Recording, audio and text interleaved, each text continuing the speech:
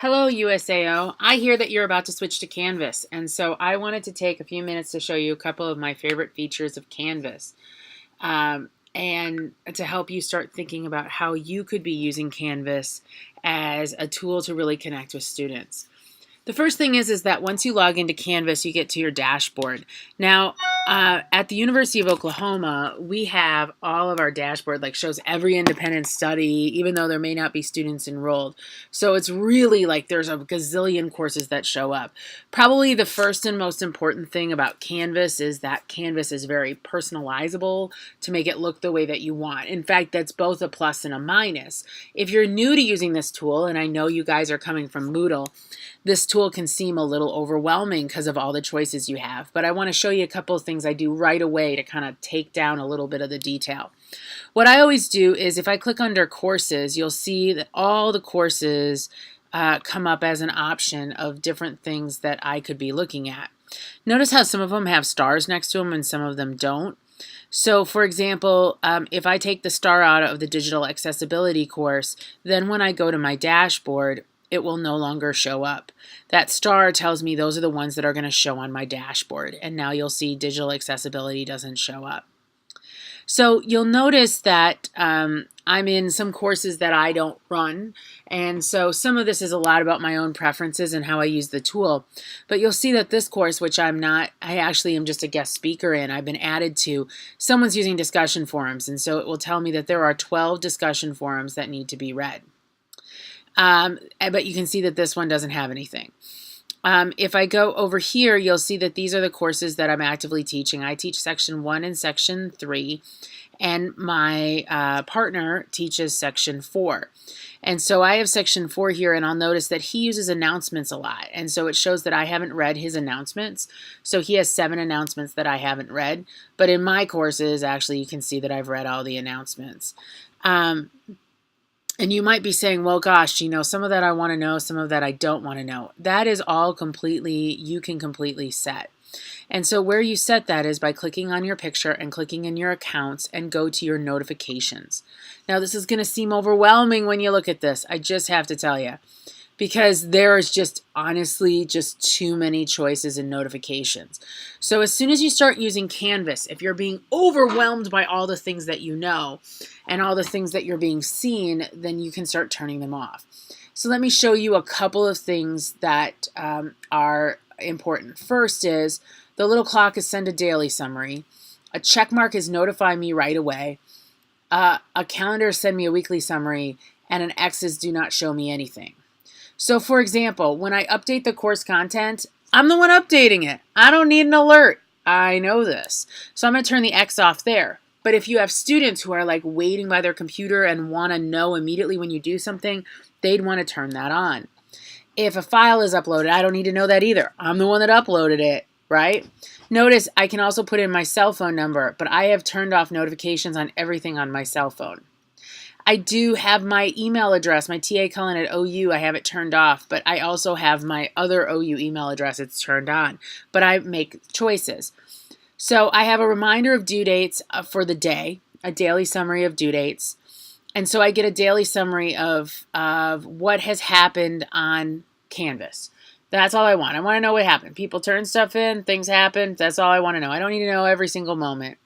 Grading policies, this is to remind me of things that I don't have graded and things like that. Announcements, again, I get an email that I sent them out. Even though I'm the one sending them, I want to see what the students are doing. But if I created the announcement, I only get it once a day. It will tell me some score stuff about grading. Now, see, this is also the same settings for students. And so that's something that could be an issue. An invitation is when someone invites you into their course. Teaching, I received an email saying I've been invited to this course. I get a daily reminder of when things have been submitted and when things are handed in late. I don't need that on the moment. I have 100 students. If I got a note every time someone handed something in, I'd drive myself nutty. I do not use discussion forums much, but if I do get notifications of those as well. Then also they have an appointment signups feature that I don't use, but if you wanted to use that, you can set up your calendar in here so that students could sign up for appointments. And so you can set your notifications there. So the truth is that I kind of wanted to point out is I've never seen a scheduling update because I don't use it. So I have to change that. The ones that are really important are the course activities. Make sure that you turn on invitations so that you can see if someone invites you to something. And if you're, and this grading stuff is actually good for you to at least get a daily reminder that kind of lets you know what's going on. You'll want to play with this a little bit, but what I want to point out to you is things that I'm not using at the bottom, like conferences and scheduling. Those things are not things I regularly use because I teach a face-to-face class. I don't even have to mess with them. Like, it's just another series of options that I don't know. Okay, so that's my notifications. Again, how I got to that is I clicked on account and then I clicked on notifications, and that allowed me to get to those notifications. Okay, so we've got that. So I'm going to go back to my dashboard, and I've told you about setting up the notifications. I've told you about a couple other things. I want to show you a couple things that students love that I don't love. But now this is about your own choices. So if I go into a course, and I know that I click into this course, you won't be able to see students in here yet, so I can just show you this. A couple things is whenever I click into a course, it will tell me things to do. So I had assignments due last night, and so you can see I have 14 revised lesson plans. That's a problem because I should have 25. I have 25 lesson plan experience. Oh, some of them handed them in the wrong spot. All right, good to know. I have 13 reading responses that I have to look at, and they were supposed to hand those in somewhere else. So there you go. I know that there's a few things that are not where they need to be. For me, I use Canvas as an invitation to replan my schedule. And so I plan everything. My class meets weekly, so I plan my schedule by modules, and I make each module a week. And so like here was my first week, and these were all the readings and all the links that are in here. And if you notice these little green check marks, this means the students can see them, and each module has its own check mark. So if I want to hide it from the students, I click unpublish. And even though I have green check marks along this whole length, they can't see anything unless I click the green publish there. So it's kind of a little bit of a fail-safe that stuff isn't out there until it's available. But it allows you to build your course without like putting something out there and then students say, hey, wait, there was a new reading. What's that all about? I had an alert. And you can get things set up before you make them visible to students. And this works out really well for me because I know I'm going to have 15 or 16 weeks depending on the semester, and I can put in each of the courses. You'll notice that like if I go all the way down to the bottom, you'll see I have a few things I haven't finished planning yet for November. See, they just aren't seen yet. I have a mark because I've written like assessment to be announced, parent communication to be announced. I put it in there so I don't forget about it, but I have it so you can't see it so that it's not available to the students. And then I have this whole thing about their final lesson plan. I haven't published that whole week yet because I'm still working out the bugs. It's something I've done previously, but I want it to be better. So as you can see, by doing things as modules, that's a great way for me to kind of set some things up. The other thing that's really great is I can click on the student view. If I'm not sure if the students can see something or not, if I go to student view, then I can go and I can look and see what the students are seeing. And so then I can kind of scroll through here and I can look. So let me go down to like November 12th, parents' readings. Notice only the ones that were visible show up. And so I can check myself of what the students can see and what they cannot see. This is a great way for me to be organized. And if a student says, oh, it wasn't there, I can see the student view. When I'm done looking at the student view, I just click Leave Student View, and that will now be available.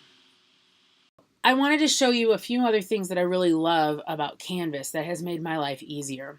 One of the things that I truly, truly love is how they do some of their grading and their assignments. So if I click over to assignments, what I want to show you is when the assignments pop up, it shows all of my different assignments, and it shows if they're visible or not. Now, one thing that can be a bad thing about Canvas is if you forget to, there's like 5 places you can have that little green check mark. So if students say, oh gosh, I can't see this, like down here, you'll see that I haven't turned these on yet because this is that lesson plan that I'm still working on, working the bugs out of. They cannot see that here. But if a student says, gosh, Dr. Cullen, the directions aren't there, then I know where to go look for it. But you can see that my reading responses are all visible and I can just see that they're there. And then what you can also see is if I click on a reading response, then it will take me to the directions for the reading response. And I have a couple different options here. I can download the submissions, so that will download them as a large, like, downloadable file. And it does the most amazing thing. It puts their name on it as part of their file name, which makes my life so much easier. But they are a large download, so you want to make sure that you're at a place that has good download capability. The second thing, and probably my most favorite thing, is this thing called SpeedGrader. And what happens with SpeedGrader, get a student submission and it will load if it's the most common type of file. So if it's a Word doc or a PDF or something like that, like something that's a very common kind of document, it will load right here and I can see the student. And then what I can do is I can assign the grade right here, and then I can add a comment here. And I can even do things like attach a Bitmoji if I want to be fun. I can make a small video. I can also do an audio comment. And I can add that right in, and that goes right into the grade book. And then if I want to grade someone else, I just pull down this little shark tooth here, and I pick another student. And so what's great about this is that I can automatically then just grade through all the assignments one after another, previewing them. Now, it has problems with things like pages or maybe like an older word processor, or if they do something fancy like a video, you have to download those. However, for most things, I can just preview them and grade them right as I see them. And this thing has been a lifesaver. In addition, there's one available for my iPad or for my phone. And so like the other day, I was in a boring meeting and I was grading assignments that were just like short answer assignments. I was grading them in the meeting. Wasn't being a great person, but I was using my phone and I was grading assignments. And so I was making the most of my time, which was really, really wonderful. Then if I want, I can click over here and I can switch over to grade view, which will then show me in a view of every time that someone has submitted something. So if for some reason nothing is showing here, then that means something hadn't been submitted. And so that's really, really wonderful. And then if I go back over into my course, I can also put in a rubric, and the rubric I have really loved. And I'll show you a rubric that I used when I had student presentations where the file was too big for them to upload to Canvas, and so I had to watch it in class. And so here's all my assignment. This is how I'm going to be grading the students. And then the rubric broke down the different criteria by points. As I was watching the students present, I was able to grade each of their points as I went and give them comments right there. And so I could put the comments right there. What was even better is if I would have set it up ahead of time in their groups and made it a group assignment, which is one of my choices, then what I could have done was once I graded one, it would grade every other member in their group. You do have to make the groups before they submit anything. So what happened with me is that on this assignment, the students were told that they had to upload a YouTube link for a video they watched to learn how to use the technology. And so what I had done is I didn't make their groups first. So they uploaded their link and then I couldn't make their groups anymore. So my lesson learned from this assignment was as soon as I assign it, ask students to sign up their groups, give me the names of who's in their groups, and then I could go in and change this assignment to a group assignment, pick their names from lists, and then as soon as I graded one, then the whole group got the same grade and the same comments. And so that's a really great tool as well. And this rubric made it really easy to grade and also made my grading a lot more fair. And so I really love that. The final thing I want to show you is if I go back to my main part of my course here, I wanted to show you the syllabus and also the calendar. Basically, the syllabus, what I wanted to show you is that if I had due dates on every assignment, it would automatically populate the calendar. And so it would make different calendar days light up. And then for all the courses that students were taking, then then it would automatically put the due date in their calendar. They could also set it up to send them reminders. For me, I like to take my course and copy it over to other semesters. And so when I put the due dates in, then I have to, when I copy it over, I have to change all the due dates, which is a real pain. But I have a second reason I don't do this is that my students are usually juniors and seniors, and I think it's important for them to manage their own schedule. I'm not doing it for them. That is a philosophical choice. If you're one of those people who like to have everything due at like 11:59 so that it's due and that nothing can be late, and you want to set a date and a time on each assignment, which you have the options here, this will automatically go into their calendar and the due date will automatically show up on their syllabus. So as you see, mine don't have any due dates because I don't put in due dates. The final thing that I think I should show you is just if you go under settings, and if you see right here, copy the course and also import course content.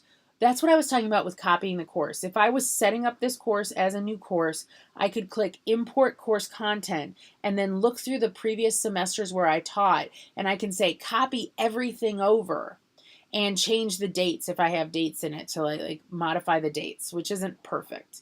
But if I did import course content, it will take all the materials from this course over into the new course. That saves me a bunch of time when I teach the same course in a future semester. Best of luck, USAO, on a new journey into technology.